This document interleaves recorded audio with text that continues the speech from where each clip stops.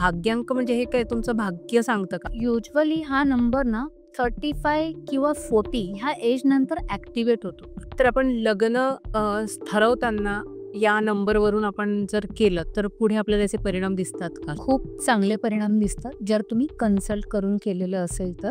Physiotherapy करून करून दमला असाल, तर रेकीने हिलिंग होतं हा नवा शोध ह्या एपिसोडवर दिसतोय. नमस्कार, मी डॉक्टर राधिका चर्जन. तुमचं खूप मनापासून स्वागत करते आपल्या या नव्या पॉडकास्ट शोमध्ये, ज्याचं नाव आहे गप्पांच्या गावात. तर आज आपल्याशी गप्पा मारायला कोण आलेले आहेत? माझी मैत्रीण आहे शीतल चव्हाण. शीतल चव्हाण ह्या काय करतात? त्या न्यूमरोलॉजिस्ट आहे.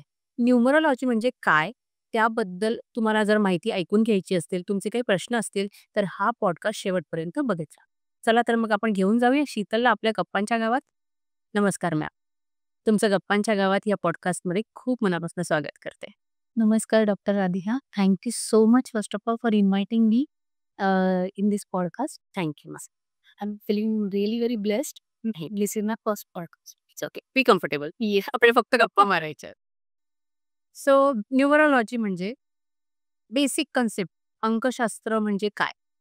अंकशास्त्र म्हणजे ॲक्चुअली आपल्या पुराण काळातनं आलेलं हे शास्त्र आहे. अंकां थ्रू तुम्ही एक म्हणजे आपण जेव्हा जन्मतो किंवा एखादं आपण काही शुभ कार्य करतो, तर प्रत्येक वेळी जर तुम्ही नोटीस केलंत, की अंकांचं खूप महत्त्व आहे.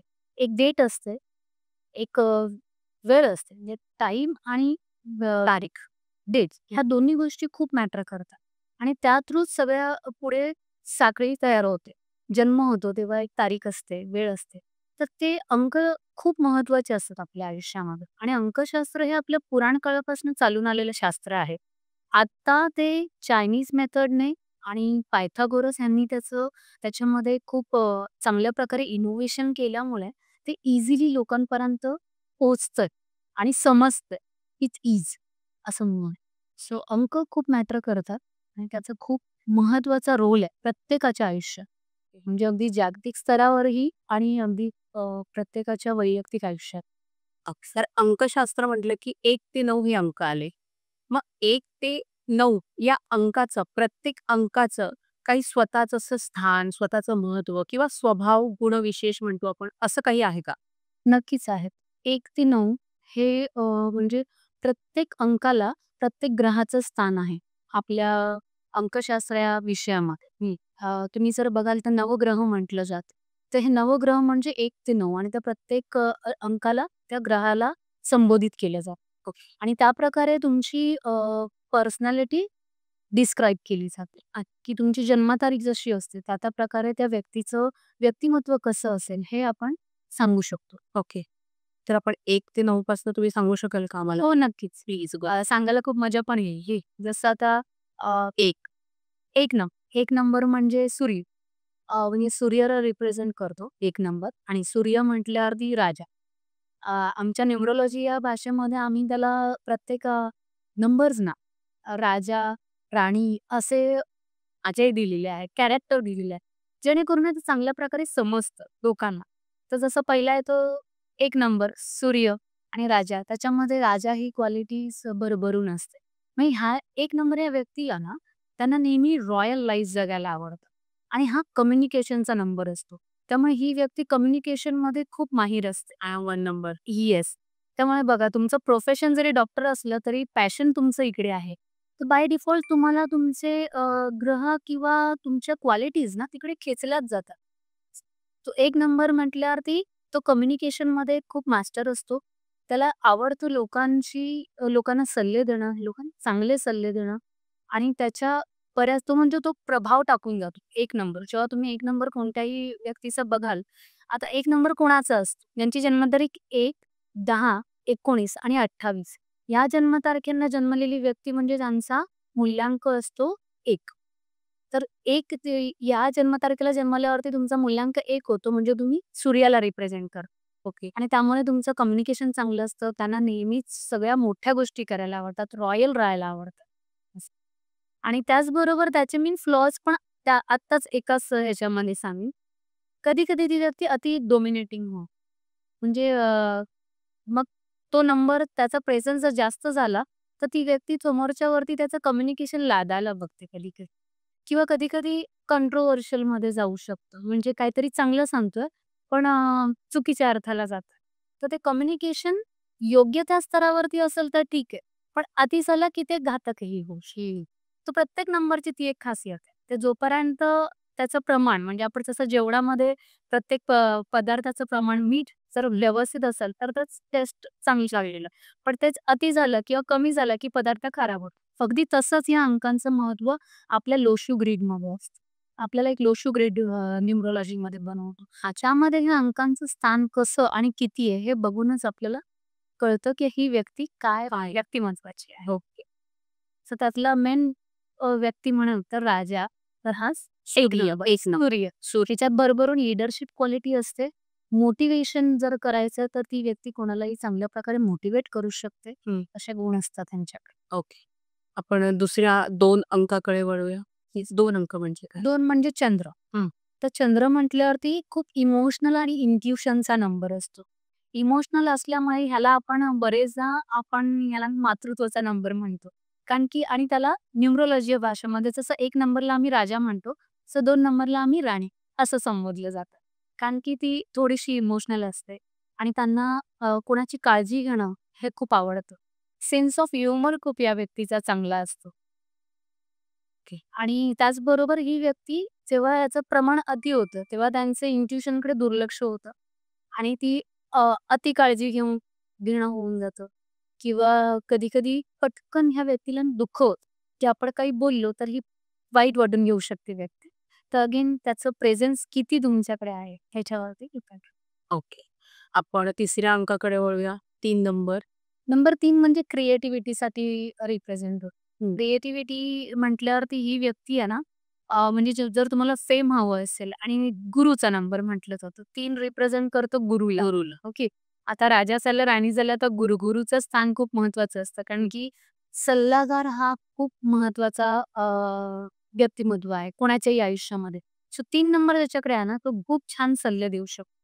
क्रिएटिव्हिटी चांगली असते, इमॅजिनेशन पॉवर चांगली असते. त्यामुळे ती व्यक्ती तुम्हाला छान प्रकारे गाईड करू शकते. ही व्यक्ती तुम्हाला टीचिंग किंवा कोचिंग ह्या प्रोफेशनमध्ये जास्त दिसू शकते. आणि फेमसाठी हा नंबर खूप महत्वाचा आहे असं मी म्हणेन. ओके. कारण की नॉलेज आहे तर तुमच्याकडेच फेम आपोआपच येणार. बरं. कारण की विदाऊट नॉलेज तुम्ही कोणतीही पैसा किंवा कोणतीही गोष्ट कॅप्चर करू शकत. अट्रॅक्ट करू शकत नाही. पण 3 नंबरची क्वालिटी असते ती देशी. But at the same time जेव्हा त्याचं प्रमाण जास्त होतं ना, तेव्हा 3 नंबर तेवढाच म्हणजे तो रूल ब्रेक करायला लागतो. कारण की मीच मोठा आहे. मीच जे सांगतोय ते बरोबर आहे. मग जेव्हा त्याचं प्रमाण जास्त झालं ना, की तो समोरच्या म्हणजे काही गोष्टी आहेत ना, कंट्रोल म्हणजे ते तोडू शकतो. रूल ब्रेकर म्हटलं जातं आमच्या भाषेमध्ये त्या. की त्याचं प्रमाण जास्त झालं की तो कोणाचं ऐकणार नाही. कारण की गुरु असल्यामुळे मीच बरोबर आहे असंच त्याला वाटत राहतं. तर हा एक. ओके. नंबर 4. नंबर 4 म्हणजे डिसिप्लिनचा नंबर. नंबर 4 ची व्यक्ती अ, ज्यांना खूप ऑर्गनाइज्ड राहायला आवडतं. घरात वस्तू व्यवस्थित जागच्या जागी ठेवणं. ऑफिस असेल तर ऑफिसेसमध्ये वस्तू जागच्या जागी ठेवणं. ह्या सगळ्या गोष्टी त्यांना करायला खूप आवडतात. वेळेचं भान ठेवून म्हणजे त्या वेळेवरती जर त्यांनी कोणाला वेळ दिली की या 1 वाजता भेटणार आहे, तर ते मेक शुअर करतात की ते 1 वाजता तिथे पोहोचतील. कदाचित ते त्याच्या आधीच तिथे पोहोचतील. हा असा डिसिप्लिन नंबर आहे. आणि त्यामुळे त्यांचं घर आणि ऑफिस तुम्ही बघाल ना, तर ते नेहमी नीटनेटकं ठेवणार.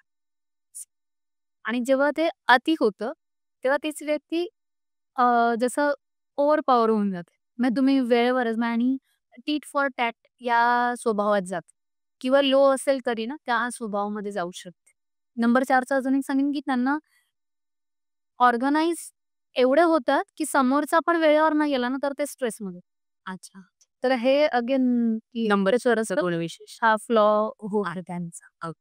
आणि जसं मागच्या 2, 3 आणि 4 मध्ये मी स्किप केलं, की 2 म्हटल्यावरती त्यांची जन्मतारीख जे 2 तारखेला जन्मले आहे किंवा 11ला जन्मले आहे आणि 20 तारखेला जन्मले आहे.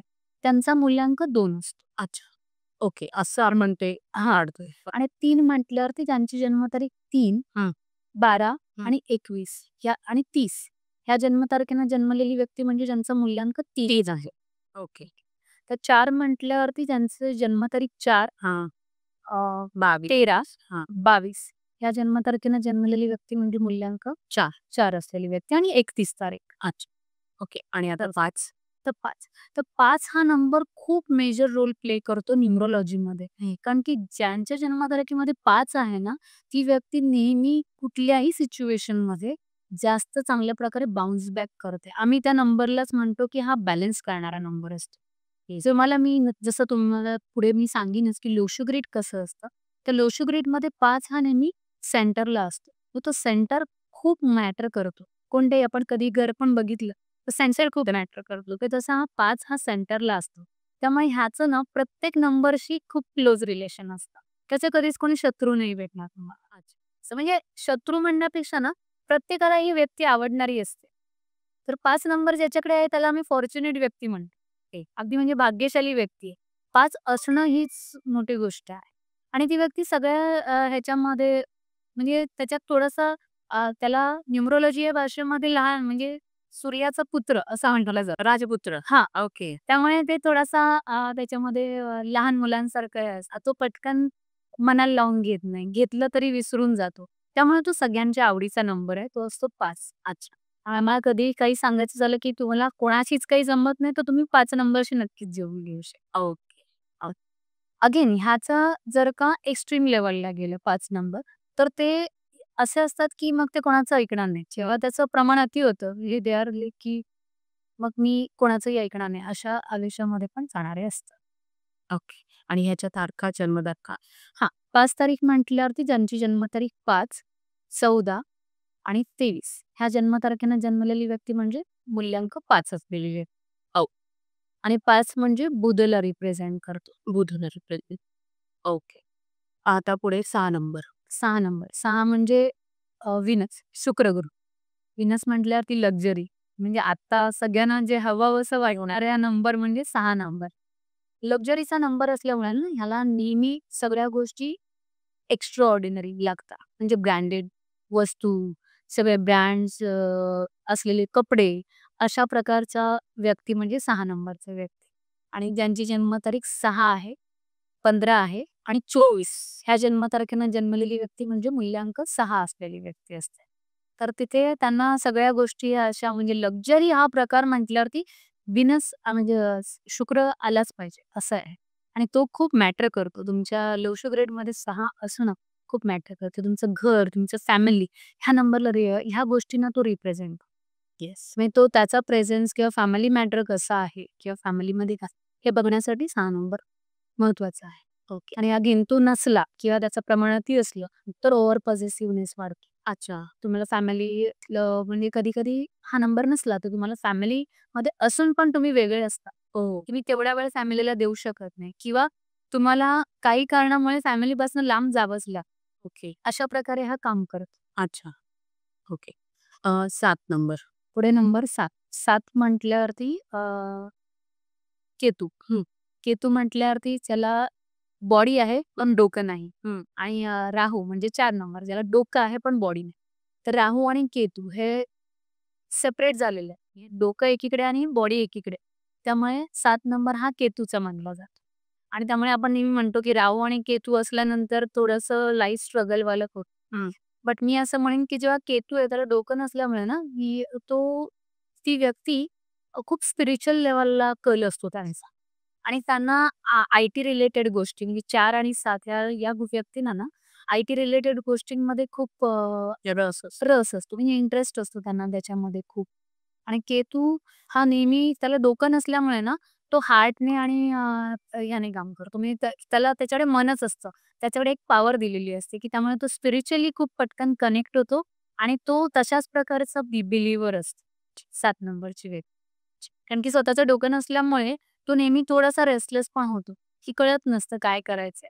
मग तिथे त्याला थोडासा सल्ला लागतो. पण त्यांची स्पिरिच्युअल लेव्हलला पॉवर खूप चांगली असते. म्हणजे जर त्या व्यक्तीने मेडिटेशन चालू केलं आणि ह्या गोष्टीमध्ये इंटरेस्ट घेतला स्पिरिच्युअलिटीकडे, तर ती व्यक्ती खूप छान प्रकारे समोरच्याला रीड करू शकते असं मी म्हणणं. हे माणसांची ओळख जर चांगली करणारी कोण व्यक्ती असेल तर ती 7 नंबरची व्यक्ती.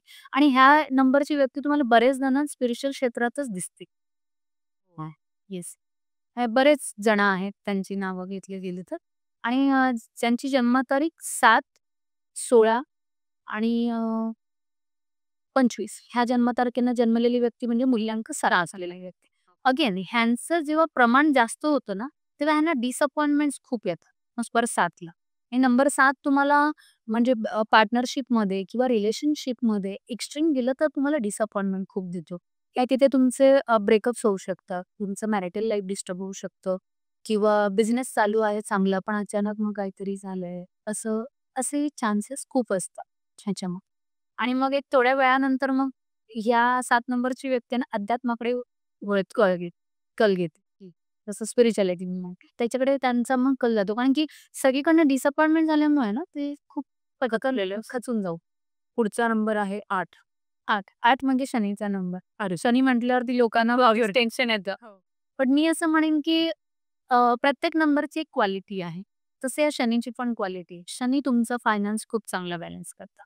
म्हणजे जर तुम्हाला फायनान्स हवा ना, तर तुमच्याकडे शनी आणि 8 नंबर हा असलाच पाहिजे. ओके. त्याचं प्रमाण बघितलं जातं अगेन, पण शनी खूप महत्त्वाचा रोल प्ले करतो. पैसा आणि फायनान्स बॅलन्स करणारा शनी हा एकच नंबर आहे. ओके. आता शनी म्हटल्यावरती ज्यांची जन्मतारीख 8, 17 आणि 24 त्यांचा मूल्यांक असतो 8. 8. ओके. तर त्या व्यक्तीला शनी म्हटल्यावरती लोकं पटकन घाबरतात. पण तुमचा फायनान्स खूप चांगला बॅलन्स करतं. त्या व्यक्तीला तुम्हाला नेहमी म्हणजे ती व्यक्ती तुम्हाला 8 नंबर असा ना शनी तुमच्याकडे स्ट्रगल म्हणजे मेहनत खूप करून घेतो आणि रिझल्ट खूप कमी देतो. म्हणजे जेव्हा तुम्ही 200% मेहनत घेता, तेव्हा कुठे जाऊन तो 20% तुम्हाला त्याचे रिझल्ट देतो. त्यामुळे लोकांना हा नंबर खूप कठीण वाटतो, की शनी नको बाबा असं आहे. आणि अगेन तो जेव्हा एक्स्ट्रीम होतो, तेव्हा ही व्यक्ती आहे ना फायनान्समध्ये म्हणजे एकदम डेप्थमध्ये जाऊन तुमचे कुठलेही फ्लो आहेत ते काढून काढणार. इन्व्हेस्टमेंट खूप जपून करणार असं आहे.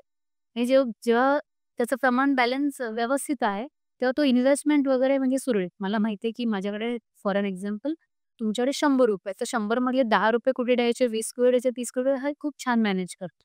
पण तो जेव्हा अति होतो, तेव्हा तो कुठून-कुठून, खोदून-खोदून म्हणजे गड़े हुए मुर्दे निकालना अशी त्याची पर्सनॅलिटी होऊन जाते फायनान्समध्ये. हां, असा असतो क्षण. ओके. आणि आता शेवटचा नंबर म्हणजे 9. येस. 9. 9 म्हणजे अ, मार्स जो मंगळ ग्रह रिप्रेझेंट करतो. मग ह्यांच्याकडे हाय व्होल्टेज एनर्जी असते. तर ह्या नंबरला अ, नेहमी आहे ना अग्रेशन नसतं. लीडरशिप क्वालिटीज खूप चांगल्या असतात या नंबरच्या. म्हणजे ही व्यक्ती कुणाच्याही अंडर काम करू शकत नाही. त्यांना स्वतःचंच स्वतः सगळं करायला आवडतं. कोणी त्यांच्यावरती ओव्हर पॉवर झालेली चालत नाही. ही त्यांची क्वालिटी. कारण की सूर्य आणि मंगळ हे दोन्ही ग्रह असे आहेत, की जे त्यांच्याकडे लीडरशिप क्वालिटीज खूप भरभरून आहे. त्यामुळे एक आहे स्टार्ट आणि दुसरा आहे एंड एंड असं म्हटलं जातं. आणि खूप अनप्रेडिक्टेबल नेचर असतो त्यांचा. म्हणजे तुम्हाला पटकन कळणार नाही, की कारण की ते आहेत ना आमच्या न्यूरोलॉजी या भाषेमध्ये ना त्यांना दानशूर कर्ण असं आम्ही नाव दिलेलं आहे. की आणि वॉरियर वृत्तीचे असतात. त्यामुळे सेनापती असल्यामुळे तो वॉरियरनेस त्यांच्यामध्ये नेहमी म्हणजे ते कॅरी करूनच चाललेले असतात. दिसायला खूप छान असतात या व्यक्ती. त्यांचं पटकन एज तुम्हाला कळणार नाही. अशा ह्या क्वालिटीज खूप आहेत त्यांच्यामध्ये. जसं सूर्यासारख्या आहे. त्यांचं सूर्याशी जमतं पण आहे. हे सण आणि सो त्याच्याबद्दल पण आपण पुढे बोलूच. तर अशा क्वालिटीज आहेत. पण ह्या व्यक्तीकडे एक ठराविक वयानंतरचं म्हणजे जर यांचं प्रमाण जास्त झालं तर इगो खूप येतो यांच्याकडे. अच्छा. आणि पटकन केलेली मदत मग बोलून दाखवू शकतात, जेव्हा त्याचं प्रमाण अति होतं. तर ह्या नंबरचं ना प्रमाण आपल्या लोशो ग्रेडमध्ये खूप महत्वाचं आहे. त्यावरनं तुम्ही सांगू शकता, की ते किती आणि कसे तुमच्याशी रिएक्ट करणार आहे. तर जेवढे ते दानशूर आहेत आणि जेवढे जर त्यांना कोणी हर्ट केलं, तर तेवढेच ते रिव्हेंज घेणारे पण होऊन जातात. आज यांची जन्मतारीख 9, 18 आणि 27 ह्या जन्मतारखेला जन्मलेली व्यक्ती म्हणजे मूल्यांकन 9 असलेली व्यक्ती. हो. Okay ma'am. आता मूल्यांक तुम्ही सांगितलाय तो कसा काढायचा आहे. भाग्यांक म्हणजे काय? तर मूल्यांक म्हणजे आपली जी जन्मतारीख असते पहिली, जसं आता मी म्हटलं काही तारखा मी सांगितल्या. तर तो म्हणजे तुमचा मूल्यांक. म्हणजे फॉर एन एक्झाम्पल एखादी व्यक्ती 16 तारखेला जन्मली आहे, तर 1+6 7. तर हा 7 नंबर हा त्याचा मूल्यांक झाला. आणि तसंच पूर्ण बर्थ डेटची टोटल हं. हा तुमचा भाग्यांक होतो, की तुमची डेस्टिनी सांगणारा नंबर होतो. हो. असं आहे. सो त्याला म्हणतात मूल्यांक आणि भाग्यांक. आणि एक असतो कुवा नंबर. जो ज्याचा अभ्यास करताना आम्ही तो कन्सिडर करतो. बट तो मोरओव्हर आपल्याला वास्तूमध्ये रिलेटेड आम्ही करतो त्याला कोरिलेट करतो. बट त्यातनं आता जसे डेट ऑफ बर्थ, मूल्यांक, भाग्यांक आणि कुवा नंबर जात. त्यातून काही नंबर जे तुमच्या डेट ऑफ बर्थमध्ये नाही आहे आणि त्यातून जनरेट होत आहे टोटलने. तर त्याला आपण तुमचे लॉटरी नंबर म्हणतो, म्हणजे लकी नंबर्स म्हणतो. ओके. स्पेशली त्या व्यक्तीसाठी अच्छा, असं. अच्छा. ते तुमच्या टोटलने निघतात. त्याच्यातनं कळते, की कोणतं आहे, कसं आहे, ओके. असं. हा जो भाग्यांक आहे, म्हणजे जसं व्ह्युअर्सला पण तसा हं. प्रश्न, जसं मला पण प्रश्न पडला, की भाग्यांक म्हणजे हे काय तुमचं भाग्य सांगतं का? मग त्याला भाग्यांक का म्हणतात? हं, ओके. हं. भाग्यांक ह्यासाठी म्हणतात कारण की युजुअली हा नंबर ना 35 किंवा 40 ह्या एज नंतर ॲक्टिव्हेट होतो. अच्छा. ओके. त्यामुळे त्याला डेस्टिनी नंबर म्हटलं जातं. म्हणजे तुमची एक असते जो तुमचा प्रेझेंट चालवत असतो, जो तुमचा मूल्यांक आहे. आणि दुसरा आहे जो तुमचं फ्युचर जनरेट करत असतो, की तुमच्या आत्ताचे ॲक्शन्स ठरवतं म्हणजे आत्ताचे कर्म ठरवतं, की तुमचं भविष्य कसं आहे. Like that. की तुमचा एक मूल्यांक आहे, एक भाग्यांक आहे. तो भाग्यांक बघून आपण ठरवू शकतो, की भविष्यात अजून काय करू शकतो. कसं आहे ना, कोणालाही एक चान्स देत नाही. तसं देवाने ना 3 म्हणजे मूल्यांक, भाग्यांक आणि कुवा नंबर. येस. त्यामुळे तुम्हाला असं नाही, की फक्त मूल्यांकाला म्हणजे ही व्यक्ती फक्त तेच करणार असं नाही. नेहमी 1-2 चान्स असतो ना, तशा प्रकारे आहे, की डेस्टिनीमध्ये काय लिहिलंय. तेव्हा पण कधी-कधी तुम्ही बघितलंय, ऐकलं असेल, की ही व्यक्ती आधी अशी होती, पण ना ठराविक एज नंतर ही वेगळी वागली. येस. किंवा करिअरमध्ये पण हां, चेंजेस. किंवा करिअरमध्ये चेंजेस येतात. आफ्टर मॅरेज चेंजेस होय. होतात. सो हे जे नंबर्स आहेत ना, त्यामुळे हे बदल आलेले असतात. ते असे काही आपसूक काही झालेलं नसतं. मुळात त्यांच्याकडे ती क्वालिटी असते, पण आपल्याला माहीत नसतं, की आपल्यात हे बदल का होत आहे. पण ती क्वालिटी तुमच्यामध्ये देवाने दिलेली आहे, त्या नंबर्सची. त्यामुळे तो तशा प्रकारे चेंज होतो. कधी-कधी जास्त अति रागीट होऊ शकतो, कधी-कधी जास्त हंबल होतो किंवा जास्त चांगला होतो. करिअर चांगलं होऊ शकतो. सो त्याला म्हणतात भाग्यांक. सो तो कोणता नंबर आहे त्याच्यावरनं आपण सांगू शकतो, की हा पुढे कसा आहे. यालाच लाईफ पाथ नंबर म्हणतात का भाग्यांक? अ, हो, म्हणजे त्याचे ना वेगवेगळे शब्द दिले जातात. आता प्रत्येक व्यक्ती जसं शिकली आहे. तर आम्ही जेव्हा शिकलो तर मला ड्रायव्हर, कंडक्टर आणि कुवा असं आम्हाला शिकवलं. ओके. मग मराठीमध्ये मूल्यांक, भाग्यांक आणि कुवा असं म्हटलं जातं. ॲक्चुअली कुवा किंवा मराठीत अजून काही म्हणत असतील. पण असे त्याला प्रत्येकाला वेगवेगळं म्हटलं आहे. अच्छा. सो कदाचित तो लाईफ पाथ पण कोणी म्हणत असतील असं आहे. ओके. मी ज्या सरांकडनं शिकले त्यांचं नाव डॉक्टर चैतन्य मिश्रा. त्यांनी आम्हाला खूप छान नॉलेज दिलं याबद्दल आणि प्रत्येक गोष्टीला वन नंबर्सला एक कॅरेक्टर दिल्यामुळे ना खूप इंटरेस्टिंग वाटतं. शिकताना पण इझी जातं बघा. मी आता तुम्हाला जर म्हटलं, की 1 म्हणजे राजा, 2 म्हणजे राणी, 3 म्हणजे गुरु, 4 म्हणजे तुमच्या ह्याच्यात असलेला एक एडवायझर किंवा सेना आहे ती नाही सेनापती आपण युजुअली ह्याला म्हणतो 9 नंबरला. अच्छा. ओके. 4 नंबर हा तुमचं सगळं ऑर्गनायझेशन ॲडमिन मुळात बघणारा प्रधान म्हणता येईल. 5 नंबर म्हणजे राजाकडे राजपुत्र. 6 नंबर म्हणजे शुक्रगुरु जो असतोच तुमच्याकडे लक्झरी हा प्रकार असला पाहिजे. 7 नंबर म्हणजे केतू आणि तुमच्याकडे स्पिरिच्युअल मास्टर पण असला पाहिजे. राजदरबारामध्ये असते सगळेच असतात. 8 नंबर म्हटल्यावर ते तुमचं फायनान्स बॅलन्स बघणारे व्यक्तीला अर्थशास्त्र. ओके. अर्थशास्त्र बघणार. 9 नंबर म्हणजे वॉरियर. तुम्हाला एक कोणी पाहिजेच तुम्हाला राजाच्या आधी कोणीतरी पाहिजे जो तो तिथे पहिला उभा आहे आणि मग तुम्हाला राजाकडे जायचं. सो लाइक दॅट त्या कॅरेक्टरला संबोधित केल्यामुळे ना इझिली समजायला बरं पडतं लोकांना एक असं. तर आपण लग्न ठरवताना या नंबरवरून आपण जर केलं, तर पुढे आपल्याला त्याचे परिणाम दिसतात का? येस. खूप चांगले परिणाम दिसतात जर तुम्ही कन्सल्ट करून केलेलं असेल तर. आणि कधी-कधी कन्सल्ट न केल्याचे परिणामही आमच्याकडे जेव्हा आम्ही कन्सल्टेशन करतो तेव्हा जाणवतं, की अरे आधी नाही बघितलेली असते जन्मपत्रिका म्हणा किंवा आपण म्हणतो, की आपण काय हे सगळं बघायचं, सुपरफिशियल का व्हायचंय, काही असं नसतं. पण माझा असा सल्ला राहील, की थोडं नॉलेज ऐकल्यानंतर किंवा शिकल्यानंतर हे बघणं खूप गरजेचं आहे. आत्ताच्या पिढीला तर खूपच गरजेचं आहे आणि मी म्हणेन कोणत्याही जनरेशनमध्ये हे खूप उपयुक्त पडणारं ज्ञान आहे. तर प्रत्येकाने ना ह्या गोष्टी पाहूनच पुढे करावं. लग्न म्हणा, बिझनेस म्हणा, कुठलीही गोष्ट. लग्न करताना आता तुम्ही जर का उदाहरण देते मी काही, तुम्ही जर का 1 नंबर आणि 8 नंबर चुकून त्यांचं लग्न झालं, तर ते ठराविक वर्षाने तुटणारच ह्याची खात्री देतो आम्ही. का देतो? म्हणजे हे आम्ही बोलतोय म्हणून होणार नसतं. त्यांच्या पर्सनॅलिटीजच अशा असतात, की त्या काही वेळानंतर तुम्हाला एकत्र राहणारच नाहीत एकमेकांशी.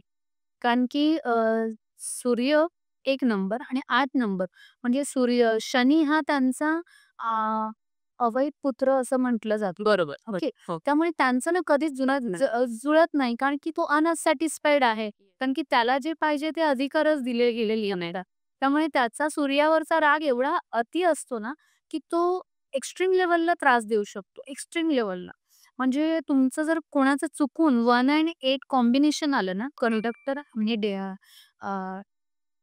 तुमचा मूल्यांक आणि भाग्यांकाचं कॉम्बिनेशन जरी 1 आणि 8 आलं ना, तर त्या व्यक्तीला हेल्थ इश्यूज खूप असतात. म्हणजे त्या व्यक्तीला खूप स्ट्रगल करावा लागतो. म्हणजे जसं मगाशी मी म्हटलं 200% जेव्हा तो एफर्ट्स टाकेल ना, तेव्हा कुठे 20% त्याच्याकडे सक्सेस येतं. येस. अशा प्रकारचा कॉम्बिनेशन आहे. अच्छा. आणि तिथे त्यांना health issues, blood related issues खूप पॉपअप होतात त्यांचे. मग त्या व्यक्तीला मग बऱ्याच रेमेडीज सांगाव्या लागतात. आम्हाला तेव्हा त्यांचं बऱ्याच अभ्यास करून त्यांना सजेशन्स द्यावे लागतात आणि त्याने खूप फरक पडतो. म्हणजे असं घाबरण्यासारखं काही नसतं, बट स्ट्रगल हा येतोच म्हणजे 100% येस असं. तर अगेन 2 आणि 8 असले, 4 आणि 8 असले, तिथे खूप स्ट्रगल येऊ शकतो. अच्छा. तर त्यामुळे हे लग्न करताना ना ह्या गोष्टी बघाव्या लागतात ओके. असं. ओके. मग ह्यानुसार आपण आपल्या मुलांचं करिअरही ठरवू शकतो का? नक्कीच, नक्कीच. तुम्हाला म्हणजे मुलांचं करिअर बघण्यासाठी आता काय आहे ना, मुलांमध्ये पोटेन्शियल काय आहे, हे बघणं खूप गरजेचं आहे. तो काहीतरी ॲक्टिव्हिटी करतोय तेव्हा आपल्याला वाटतं, "अरे नाही, हा क्रिकेटमध्ये इंटरेस्ट घेतोय लहान असताना, तर हा क्रिकेटरच बनवूया." किंवा त्याला वाचनात आवड आहे, तर आपण ह्याला काहीतरी इंजिनिअर किंवा अजून काहीतरी ॲडव्होकेट बनवूया. तर आपण नाही ठरवू शकत ते. कारण की एक ठराविक म्हणजे एक 18 वर्षानंतर ना, मुलांच्या 18 वर्षापर्यंत त्यांचे नंबर्स त्या लेव्हलला ॲक्टिव्हेट नसतात, कारण की ते डिसिजन मेकर नसतात. पण आफ्टर 18 मुलगा किंवा मुलगी किंवा कोणीही त्यांचे डिसिजन्स घ्यायला लागतात आणि तेव्हा खरा तो खेळ चालू होतो, की आत्ता हा कुठल्या क्षेत्रामध्ये कसं परफॉर्म करेल आणि तेव्हा त्या क्वालिटीज आई-वडिलांना कळत नाही. पण मग आम्हाला सांगावं लागतं. जसं माझ्याकडे क्लायंट आले होते, तेव्हा त्यांनी मला सांगितलं होतं, की "अरे, त्याला ना बँकिंगमध्ये इंटरेस्ट खूप आहे." मी म्हटलं, "जितपत मी त्याचा अभ्यास करतेय, त्याला बँकिंगमध्ये इंटरेस्ट नाहीये. तो आत्ता भले तुम्हाला दाखवत असेल, की वाटत असेल तुम्हाला, की हा बँकिंगमध्ये करेल, पण हा नंतर जाऊन बँकिंगमध्ये इंटरेस्ट नाही येणार." आणि जर तुम्ही घेतलात तरीही, तर ना स्ट्रगल होतो तुम्हाला. म्हणजे तुम्ही तुमच्या क्वालिटीच्या अगेन्स्ट जात असता. तुमच्या क्वालिटीज आहेत गुरूच्या, ज्ञान देणाऱ्या आणि तुम्ही कोणाकडे तरी ॲज अ वर्कर काम करताय, तर तुम्हाला ते झेपणारच नाही. कारण की तुम्ही अगेन्स्ट तुमच्या क्वालिटीज वर्क करताय, तर तुम्हाला कसं जमणार? असं आहे ना. जसं 1 नंबरची व्यक्ती कोणाच्या हाताखाली काम करू शकत नाही आणि ती जर नोकरीमध्येच सतत राहिली, तर तो फ्रस्ट्रेट होणार. बरोबर. 2 नंबरची व्यक्ती करू शकते हं. जॉब. त्यांना कसं ते थोडंसं इमोशनल असतात. त्यामुळे त्यांना प्रिफर असतं की जॉब करणं योग्य आहे किंवा ते मी म्हणेन की त्याने लिक्विड रिलेटेड बिझनेसमध्ये जाऊ शकतो. 1 नंबरची व्यक्ती जशी कुठल्याही क्षेत्रात गेली तरी तो सूर्य आहे तो. येस, तो कुठेही झळकणार येस. आणि तो त्याच्या क्वालिटीजच अशा असतात ना, त्यामुळे तो कुठलंही प्रोफेशन आहे ना, आपलंसं करून घेऊन पुढे जाऊ शकतो. पॉलिटिक्समध्ये हे व्यक्ती खूप चांगले असतात. कम्युनिकेशन म्हटल्यावरती ते लोक मार्केटिंग आणि सेल्स चांगलं करतात. मग त्यांना हे जे क्षेत्र जिथे बोलणं आलं ना, तिथे समजून घ्यायचं 1 नंबरच्या व्यक्तीला ते काम द्यायचं. तुमच्या कंपनीमध्ये तुफान बिझनेस आणतो. हो. असं. पण त्याला फ्री हँड द्यावा लागतो. तेच 2 नंबरची व्यक्ती असेल थोडीशी इमोशनल असेल. मग त्याला थोडंसं बाबा त्याच्या कलेने काम द्यावं लागतं. पण त्यांचा सेन्स ऑफ ह्युमर, त्यांचं इंट्युशन चांगलं असतं. खूप चांगल्या प्रकारे ते लोक ओळखू शकतात. 3 नंबरची व्यक्ती असल्यानंतर त्यांचा गुरु म्हणजे तो नॉलेजवाला नंबर, तर तो तुमच्या सगळीकडे तुमचं बरोबर कोणाला काय सल्ला द्यायचा आहे, कसा द्यायचा आहे, तो बरोबर मॅनेज करेल. 4 नंबरची व्यक्ती असेल तर त्याला ऑर्गनाइज करायला द्या, इव्हेंट ऑर्गनाइज करायला द्या. तो चांगलं ऑर्गनाइज करेल. बट अगेन त्यांची ही क्वालिटी त्यांना माहीत कशी पडते? एक्झॅक्टली. तेच म्हणते मी. तर त्यासाठी मी असं म्हणेन, की तुम्हाला कन्सल्टेशन खूप गरजेचं आहे. कारण की आपण डॉक्टरकडे पण जातो ॲन्युअली चेकअप केलं. जो केल्याशिवाय तुम्हाला कळणार नाही. नाही कमी त्याला काय वाढलंय? तुमचं हिमोग्लोबिन किती आहे, तुमचं शुगर किती आहे, बरोबर. तुम्हाला गरज आहे का पुढच्या ट्रीटमेंटची, की जे आहे ते छान चाललंय. तर असंच ना न्यूमरोलॉजीचंही तुम्हाला एक रिपोर्ट किंवा तुमचं कन्सल्टेशन करून घ्यावं लागतं. तर ते गरजेचं आहे. त्याच्याशिवाय तुम्हाला कळणार नाही तुमचा 4 चांगला आहे, हिचा 1 चांगला आहे, तुमचा 8 चांगला आहे, तुमचा म्हणजे फायनान्स चांगला आहे, की ज्ञान चांगलं आहे हे कळणार नाही. आणि त्यामुळे बरेचदा तुम्ही बघाल, की आताच्या ह्याच्यामध्ये लोकं कामं करतात, हं. पण आवाज नाही आणि यश नाही. फक्त काय नोकरी आहे कारण की पूर्वीपासून शिकवलेलं आहे, की काम शिक्षण घ्या, नोकरी करा, घर सांभाळा, बस. जबाबदाऱ्या घ्यायच्या. पण तुमच्यातली क्वालिटी काय आहे? खरंच तुम्ही ते केल्याने तुम्हाला यश येणार आहे का? हे तुम्हाला कसं कळणार? मग तो तिथे आम्ही गाईड करतो. तिथे असा रोल येतो. येस. व्ह्युअर्सला मी सांगते, मॅम कन्सल्टेशनही करतात. मी डिस्क्रिप्शनमध्ये मॅमची सगळी डिटेल्स तुम्हाला देते. तुम्हाला जर कन्सल्टन्सीसाठी इंटरेस्टेड असाल, तुम्हाला तुमच्या मुलांच्या करिअरविषयी काही माहिती हवी असेल, तर तुम्ही मॅमशी संपर्क करू शकता. मॅम मला पुढचं असं विचारायचं आहे, की आजारांच्या बाबतीत, आजार जे आपण असं म्हणतोय किंवा आजकाल खूप मोठे-मोठे आजार व्हायला लागलेत. आधी आपल्या आजी-आजोबांच्या काळात इतके आजार नव्हते.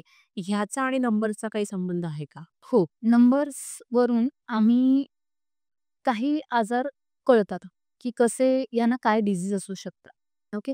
आता कसं आहे ना, आत्ताची लाईफस्टाईलच अशी आहे, की लोकं कसंही खातायत, काहीही करतात. त्यामुळे त्याची प्रमाण वाढलेलं आहे. पण नंबर्स थ्रू कसं त्याचा स्वभाव जसा आहे ना, तसे डिसीज आपण डिस्क्राईब करू शकतो. म्हणजे आम्ही त्याला थोडंफार त्याबद्दल सांगू शकतो. हं. मॅम तुम्ही या क्षेत्रात कसे आलात? मला पूर्वीपासून ना अ, काहीतरी जगावेगळं आपल्यात क्वालिटी असल्या पाहिजे किंवा काहीतरी शिकलं पाहिजे. ह्यात खूप पूर्वीपासून इंटरेस्ट होता. म्हणजे मी जेव्हा शाळा आणि कॉलेज कंप्लीट केलं तेव्हा मला अ, शाळेत असताना मुळात मला ताऱ्यांचा अभ्यास खूप आवडायचा. म्हणजे भूगोल हा विषय मला खूप आवडायचा, की अरे सूर्य, चंद्र, तारे हे काहीतरी वेगळे आहेत. जे इथून बघण्यासाठी तुम्हाला खूप काहीतरी वेगळं करावं लागतं. सहज जे मिळत नाही ना, त्या गोष्टींमध्ये इंटरेस्ट मला खूप येतो. मला आवडतं ते.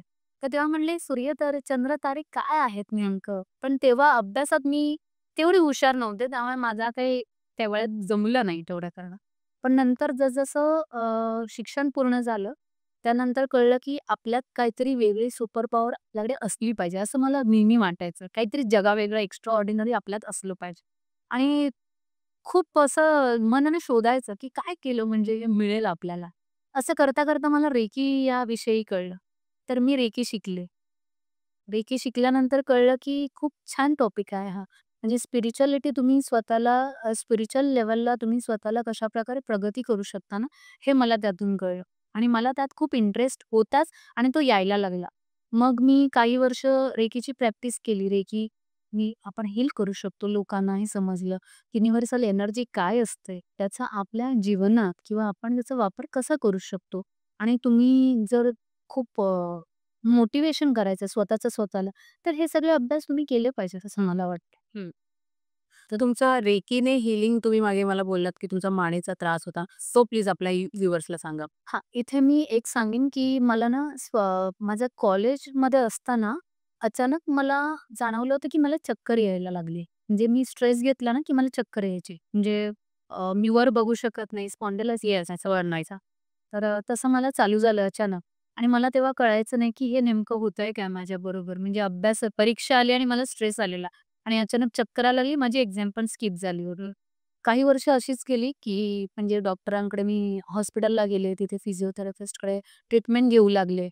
तेवढ्यापुरतं बरं वाटायचं, पण ती ट्रीटमेंट आयुष्यभर चालू ठेवणं शक्य नाही किंवा बेल्ट लावून फिरणं शक्य नाही आणि मी शिकले होते तेव्हा कॉलेजनंतर कॉम्प्युटर. त्यामुळे कॉम्प्युटरवरचा जॉब आणि स्पॉन्डिलायसिस म्हटले दोन्ही एकमेकांच्या विरुद्ध असं झालं मला. म्हटलं आता करायचं काय? मग ते करता-करता मला रेकीबद्दल माहिती मिळाली. दीप्ती म्हणून माझी मैत्रीण होती त्यावेळेत आणि तेव्हा मी त्यांच्याकडनं जाणून घेतलं, की रेकी हा एक असा विषय आहे ज्याने तुम्ही स्वतःलाही हील करू शकता आणि इतरांनाही हील करू शकता. तर मी म्हटलं चला चांगली गोष्ट आहे. आपण शिकायला काही हरकत नाही आणि जे मला पाहिजे होतं ते कदाचित हेच आहे. मग मी ते रेकी माझे ग्रँड मास्टर्स आहेत सुभाष सर आणि शैला मॅडम त्यांच्याकडनं मी रेकी शिकली. ओके. आणि त्याने मी माझा तो त्रास हील करून घेतला, म्हणजे बरा करून घेतला. माझी एक मैत्रीण होती मंदाकिनी तंत्रेकी, जी रेकी चॅनल आहे. म्हणजे आम्ही त्याला चॅनल म्हणतो, रेकी चॅनल. जे तुम्ही सोर्स असता. म्हणून आम्ही त्याला एक रेकी सोर्स किंवा चॅनल असं संबोधतो. मग त्यांनी मला 3 दिवस ती रेकी दिली आणि माझा तो त्रास पूर्णपणे बरा झालेला आहे. म्हणजे आतापर्यंत मला त्याचा कधी परत त्रास नाही झालेला आहे. ज्या लेव्हलचा त्रास होता मला, तो कदाचित एखाद्या व्यक्तीला फक्त पट्टा लावूनच बरा झाला असता. पण माझा तो पूर्णपणे बरा झाला. तर रेकीबद्दल म्हणाल तर मी हे सांगेन, की त्याने तुम्ही कोणालाही हील करू शकता. आणि आताही असे बरेच सेंटर्स आहेत, जे रेकी थ्रू तुम्हाला बरे करू शकतात. कुठलेही मोठे-मोठे आजार बरे करू शकतात. त्याच्यासाठी तुम्ही बिलीव्हर असले पाहिजेत, हे मी नक्कीच सांगेन. ओके. मी माझ्या व्ह्युअर्सला सांगते, फिजिओथेरपी करून, करून दमला असाल, तर रेकीने हीलिंग होतं, हा नवा शोध ह्या एपिसोडवर दिसतोय. तुम्हाला जर हीलिंग करून घ्यायचं असेल, तर तुम्ही मॅमशी संपर्क साधू शकता. मॅम, आणखी मला एक विचारायचं आहे, की तुम्ही हे शिकत असताना जॉबही करत होतात. हो. मग दोन्ही बॅलन्स कसं केलं? कारण घरातली महिला म्हणून ह्या सगळ्या गोष्टी, कारण आपलं चॅनल हे मोटिव्हेशनचं आहे. आपल्या येस. व्ह्युअर्सला काहीतरी प्रेरणा द्यायची आहे. तर याचा समतोल तुम्ही कसा साधला?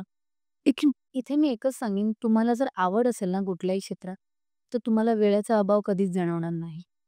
तुमचं इंटरेस्टच कमी असेल तुमचा, तर तुम्ही नेहमी ही कारणं देणार, की "अरे मला वेळ जमत नाहीये, मी जॉब करते आणि मग हे कधी करू?" पण तुम्ही जर ठरवलत, की मला हे क्षेत्र मला आवडीचं आहे, तर तुम्ही त्याच्यामध्ये वेळ आपोआप निघतो. कारण की ते ज्ञान तुम्हाला मदत करायला लागतं. तुमच्या थिंकिंग प्रोसेसने ना तसे तुम्हाला सोर्सेस अवेलेबल केले जातात. अशा प्रकारची बिलीव्हर आहे मी. तर जेव्हा कधी तुम्हाला वाटतं ना, तुम्ही घर आणि हे आता तुम्ही पण डॉक्टर आहात, बरोबर? त्या व्यतिरिक्त तुम्ही हे तुमचं पॅशन जपताय, बरोबर? तर तेव्हा तुम्हाला स्वतःला माहिती आहे तुम्ही काय करताय आणि ती आवड आहे तुमची. जिथे आवड आहे तिथे तुम्हाला आपसुकच वेळ तुम्ही काढणार. पण जिथे आवड नाहीये ना, तिथे तुम्हाला कधीच वेळ नाही मिळणार. तर त्याचा बॅलन्स करण्यासाठी मुळात तुम्हाला काय पाहिजे ह्याचा तुम्ही शोध घ्या. त्याच्याशिवाय तुम्ही स्वतःसाठी वेळच नाही काढू शकत आणि जेव्हा तुम्हाला कळतंय, की नाही हे मला करायचंय, तर तेव्हा ना तुमची वेळ आपोआप मॅनेज होते. कारण की तुम्हाला कळतं, की आता मला कसा शेड्यूल करायचा आहे तुमचा. एक्झॅक्टली. मॅम, मला इथे एक प्रश्न असा विचारायचा आहे, की आजकालचे जे पालक आहेत ना, जो पूर्वापार चालत आलेला व्यवसाय आहे किंवा इथे एखादा क्षेत्र आहे, तेव्हा माझा मुलगा डॉक्टर आहे, तर माझ्या मुलांनी डॉक्टर व्हायला पाहिजे कारण मी डॉक्टर आहे किंवा मी वकील आहे, तर माझ्या मुलांनी वकील झालं पाहिजे. ॲज अ न्यूमरॉलॉजिकली तुम्हाला काय वाटतं, की कन्सल्टेशन हे खरंच महत्वाचं आहे का? कारण मग एका नामांकित लॉयरचा मुलगा आणि तेवढा नामांकित लॉयर होत नाही. हा फरक तुम्हाला जाणवतो. बरं. सो ह्याचा काही तुम्हाला लिंक सांगता येईल का? आता इथे तुम्ही बघाल ना, खूप कमी केसेसमध्ये तुम्हाला दिसेल, की लॉयरचा मुलगा लॉयर झालाय, तो डॉक्टरचा मुलगा डॉक्टर झाला किंवा इंजिनिअरचा मुलगा इंजिनिअर झालेला आहे. पण काही केसेस अशा आहेत, जिथे वडील ज्या बिझनेसमध्ये आहेत किंवा वडिलोपार्जित चालत आलेला बिझनेस मुलं करू शकत नाहीये. करायला गेले तर लॉसेस झालेले आहेत किंवा ते लोक दुसऱ्या बिझनेसमध्येच आहेत. कारण की त्यांची पर्सनॅलिटी किंवा त्यांचे इनबिल्ट जे गुण दिलेले आहेत देवाने बाय बर्थ, ते असे आहेत की ते वेगळ्याच डिरेक्शनला जाणार आणि फोर्सफुली तुम्ही त्यांना जर त्या क्षेत्रात आणाल, तर तो तेवढा सक्सेस नाही मिळवू शकणार किंवा सक्सेस वडिलोपार्जित असल्यामुळे येईल पण तो नाखुश असेल किंवा ती नाखुश असेल, असंही होऊ शकतं. ते तिथे खूप महत्वाचा रोल प्ले करतं. आता इथे अगेन काय माहितीये का, तुमचं पॅशन आणि तुमची आवड ह्या सगळ्या गोष्टी खूप बघाव्या लागतात. तुम्हाला जबरदस्ती कोणी सांगितलं, की "अरे नाही तुला डॉक्टरच व्हायचं." तर तो होईल डॉक्टर. पण तो तेवढा चांगला डॉक्टर नाही होणार, जेवढा इतर डॉक्टर चांगल्या प्रगती करतायत किंवा ती तेवढी प्रगती नाही करू शकत असं. तर ऑफकोर्स कन्सल्टेशन शिवाय तुम्हाला नाही सांगता येणार, की कोण डॉक्टर बनेल, कोण इंजिनिअर बनेल. हे बघावंच लागतं. सोल अर्ज नंबर जो असतो, की आत्म्याचा काही नंबर, अशी काही कन्सेप्ट आहे का? सोल अर्ज म्हणजे आत्म्याचा नंबर ॲक्चुअली प्रत्येक नंबर हा परमात्म्यानेच दिलेला आहे. ऑफकोर्स. त्यामुळे माझ्या माहितीनुसार ही असं काही कोणता सोल नंबर नाही म्हणणार. पण आता प्रत्येक नंबर हा चांगलाच आहे, परमात्म्याने दिलेला आहे. तो प्रत्येक हा नंबर हा सोलच आहे. ओके. कारण की जर तुम्ही 1 नंबर आहात, अजून कोणी 2 नंबर आहे, इट्स सोल ना. त्याला आपण वेगळं कसं करणार? किंवा कोणता एकच नंबर तो सोल नंबर कसा असू शकेल? येस. जिथे देवानेच दिलेलं असेल. माझ्या मते तरी नाही तसं काही असं. येस. मी असं ऐकलं होतं मागे शाहरुख खानचे एका एका वर्षी 3 सिनेमे रिलीज झाले आणि त्या तिन्ही सिनेमांचे नावं त्यांनी एका नामांकित न्यूमरोलॉजिस्टला विचारून स्पेलिंग वगैरे त्याचे अक्षर बदलून केले आणि ते खरंच घडलं मॅम. एका वर्षात त्यांनी 3 हो. 3 हिट दिले. येस. तर न्यूमरोलॉजीचा हा एक परिणाम आणि हे रिअलमध्ये आहे का? आता ते स्टार्स लोकं आहे, पण आपल्या सामान्य माणसांनाही हा परिणाम जाणवू शकतो का? हो, हो. हे खूप मोठा रोल प्ले करतं. म्हणजे तुम्ही बघाल तर बरेच सिनेमा किंवा सीरियल्स किंवा म्हणजे शाहरुख खान असो किंवा अजून कोणताही सेलिब्रिटी असो, ते जर का एखाद्याकडनं कन्सल्ट करतात, तर ते त्याप्रकारे त्यांची नावं बदलून घेतात पिक्चर्सची. त्या वर्षभरात ते नाव त्या नावाचं स्पेलिंग कसं मॅनेज होणार आहे किंवा कोणत्या टोटलवरती येतंय, त्यानुसार ते मग ते स्पेलिंग बॅलन्स करतात आणि रिलीज करतात. आणि त्याने त्याने सक्सेस येतेच येते. कारण की नाव खूप मॅटर करतं. कसं आहे ना, तुम्ही न्यूमरोलॉजीमध्ये किंवा ज्योतिषशास्त्रामध्ये सुद्धा आपण म्हणू, तुम्ही जन्म आपण घेतलेला आहे इथे. तर तुम्ही जन्मतारीख तुमची बदलू नाही शकत. तुम्ही तुमची जन्मवेळ नाही बदलू शकत. ते तुमच्या कंट्रोलमध्ये नाहीये. ते तुमच्या पास्ट कर्मां आलेलं आहे. बरोबर?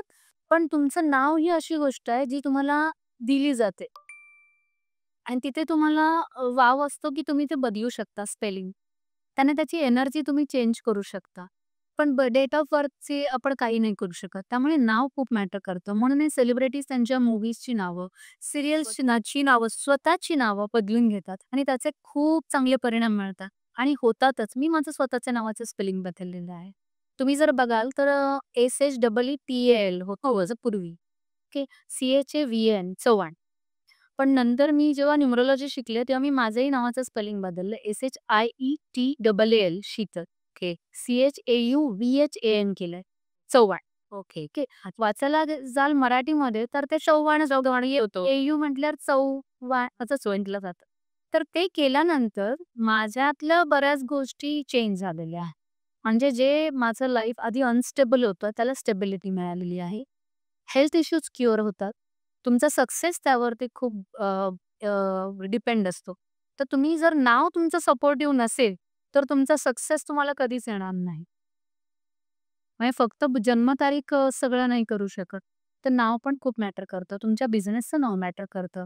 हीच बऱ्याच गोष्टी आहेत. मग ते जे आपण अल्फाबेट्स जे नावं बदलतो, मग त्याचा आणि अंक म्हणजे त्या प्रत्येकाला काही नंबर असतो का? हो, प्रत्येक अल्फाबेटला? हो. हं. प्रत्येक अल्फाबेटला ए टू झेड या प्रत्येक अल्फाबेटला एक नंबर दिलेला आहे न्यूमरोलॉजीमध्ये.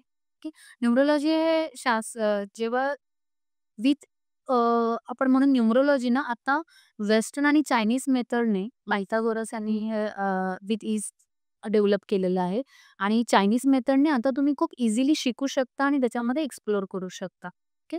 पण अंकशास्त्र जे पूर्वीचं वैदिक शास्त्र आहे, ते सोल्युशन्स आपण वैदिक शास्त्रातून देतो. वैदिक अंकशास्त्राने देतो आणि रीडिंग आपण चायनीज मेथडने करतो. ओके. तर प्रत्येक अल्फाबेटला एक नंबर दिलेला आहे. त्याचं स्थान दिलेलं आहे, की या नंबरवरती हा अल्फाबेट येतो आणि त्यानुसार तुमचं स्पेलिंगचं कॅल्क्युलेशन केलं जातं आणि त्यावरून ठरतं, की कसं ह्या कुठल्या नंबरवर येतोय. अच्छा. असं. म्हणजे उदाहरणार्थ तुमचा जर का अ, मूल्यांक 3 आहे आणि तुमच्या स्पेलिंगची टोटल जर 6 आहे, तर 36 चा आकडा झाला आणि त्यांचं कधी जुळणार आहे का मला सांगा? कधीच नाही जुळणार. नाही. म्हणजे त्या माणसाला किती मेहनत केली ना, तरी सक्सेस नाही येणार. का? कारण की 36 चा आकडा आहे. तर अशा खूप गमती आहेत खरं. हो, यारच इंटरेस्टिंग आहे. खूप इंटरेस्टिंग आहे आणि मजेदार गोष्टी आहेत. तुम्ही त्याला जेवढं लाईटली घ्याल आणि चांगल्या प्रकारे समजून घ्याल, तेवढे तुमच्या आयुष्यात खूप मोठे बदल करून आणते हे न्यूरोलॉजी. नाव म्हणा, जन्मतारीख म्हणा. एखादी व्यक्ती म्हणजे आता आम्ही कोणाला बघतो तेव्हा जन्मतारीख कळलं तर मला ती व्यक्ती नाही समोर येत. मला नंबर्सच समोर येतात. बरं. कारण की त्याच्या क्वालिटीज तशा असतात. आणि मी असं सांगेन कन्सल्टेशन न केल्यामुळे खूप लोकं अजूनही सफर करतात. चुकीच्या क्षेत्रात आहेत, चुकीच्या अभ्यासात आहेत. आई-वडील सांगतात म्हणून काहीतरी करतोय. नोकरी करतोय पण माझं मन लागत नाहीये. फ्रस्ट्रेटेड आहेत. उगाचच अति जास्त वेळ ओव्हरटाईम करतायत तरी सक्सेस नाही येत आहे. लोकांपेक्षा जास्त म्हणजे मेहनत म्हणा किंवा सकाळी उठून प्रॉपर लाईफस्टाईल जगतात, तरीही पाहिजे तसं सक्सेस नाहीये, लक्झरी नाहीये. तर ह्यासाठी तुम्हाला माझा सल्ला असा लोकांना राहील, की खरंच तुम्ही एकदा कन्सल्टेशन केलंच पाहिजे. त्याच्यावरून तुम्हाला तुमचं आयुष्य सुरळीत कसं जगायचंय ह्याची खूप चांगली मदत होते. मॅम आम्हाला एका उदाहरणावरून एक उदाहरण देऊन की माझीच जन्मतारीख घेऊया आपण. त्याच्यावरनं मूलांक आणि भाग्यांक कसा काढायचा सांगाल का? येस. मला ह्याही लागेल प्लीज. मला तुमची जन्मतारीख लागेल सगळ्यात आधी. येस, तुम्ही मला तुमची जन्मतारीख सांगा. 1, 1, 1. 1992. 1992. ओके. आता 1/1/1992 ही तुमची पूर्ण जन्मतारीख आहे. ह्याच्यामध्ये पहिला निघतो तुमचा मूल्यांक, मग निघतो भाग्यांक, तिसरा निघतो कुवा नंबर. ओके. मूल्यांक म्हणजे तुमची जी जन्मतारीख आहे ती. म्हणजे आता तुमचं आहे 1, तर 1 नंबर इथे आला. त्यानंतर पूर्ण जन्मतारखेची टोटल. ओके. आता इथे तुमची टोटल येते 1 + 1 + 1 + 9 + 9 + 2 म्हणजे 1/1/1992. हा पूर्ण जन्मतारखेची टोटल म्हणजे तुमचा निघतो भाग्यांक. तो येतो 23 म्हणजे 2 आणि 3 5. आता इथे खूप मोठी गंमत आहे. ओके. सांगते मी त्या. आणि तुमचं तुमच्या जन्मतारखेमध्ये जे साल असतं त्याच्यावरनं तुमचा कुवा नंबर निघतो. जे 1992 हा जेव्हा टोटल करता तेव्हा 21 येतो. तर 2 + 1 झाला 3. आता जेव्हा स्त्री असते किंवा मुलगी असते तेव्हा आपण त्यांचा आलेला ह्या सालातनं नंबर त्याच्यात 4 प्लस करतो. ओके.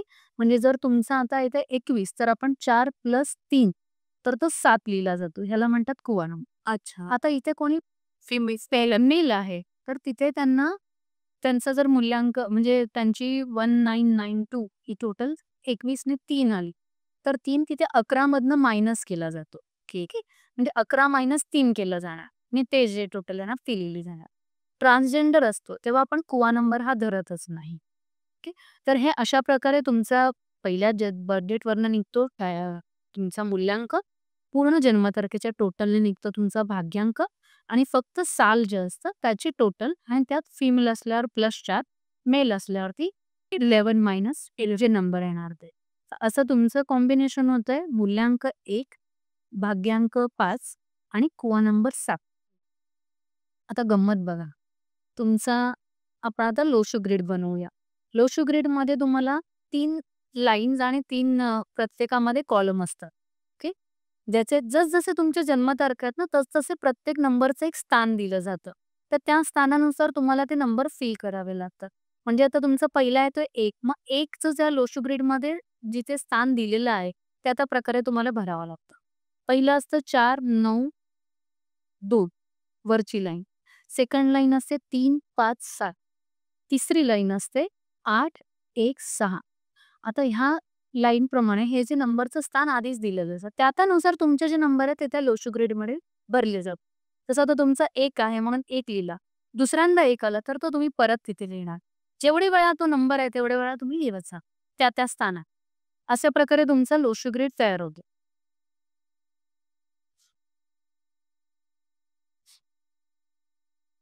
ओके. आता तुमच्या केसमध्ये बघा जसं मी म्हटलं तुम्ही आहात प्रोफेशनने डॉक्टर. पण तुमचा कल आहे कम्युनिकेशनकडे. त्यामुळे तुम्ही किती काही केलं ना तरी तुम्ही या क्षेत्रात येण्याशिवाय तुम्हाला कोणी थांबवूच शकलं नसतं. आणि आज तुम्ही रिझल्ट बघताय तुम्ही कम्युनिकेशनमध्येच आहात. पॉडकास्ट म्हटल्यावरती कम्युनिकेशन आलं. येस. तुम्ही कम्युनिकेशनने कोणालाही जिंकू शकता. अशी पर्सनॅलिटी आहे तुमची. डिसिजन घ्यायला आवडतात स्वतःचे लीडरशिप क्वालिटी आहे. कोणाचं सहसा तुम्ही ऐकणार नाही. स्वतःचं तेच खरं करणार. 951 तुमच्या जन्मतारखेमध्ये इफ यू डोंट माइंड मी दाखवू शकते. तुम्ही बघाल तर तुमचं लोशो पिरियडमध्ये 951 ही लाईन तयार होईल. 951 ही लाईन ज्यांची तयार होते त्यांची विल पॉवर सॉलिड असते.